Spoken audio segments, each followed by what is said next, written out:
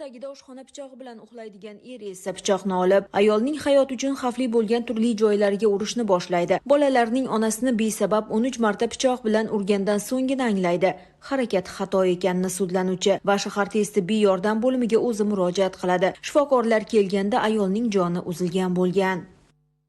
Sudda to'plangan dalillar, guvohlarning ko'rsatmalaridan ma'lum bo'lishicha, sudlanuvchining bu kabi shubha-gumonlari o'sha kuni paydo bo'lmagan. Avvaldan ayoli bilan asossiz gumonlar sabab daxanaga janjallashib kelgan. Natijada ayol bir necha marta ota uyiga ham ketgan, ammo 3 ta farzand taqdiri ularni yana birlashtirgan. Jilovlanmagan jahl va o'ylamay qilingan ishning tashvishi og'ir bo'ldi. 3 ta farzand 3 ko'chada onasiz yetimga aylandi. Ota esa uzoq yillik qamoq jazosiga mahkum. Hali 50 ga ham kirmagan ayol bolalarning rohatini ko'raman deganda o'z erining qotillik qurboni bo'ldi.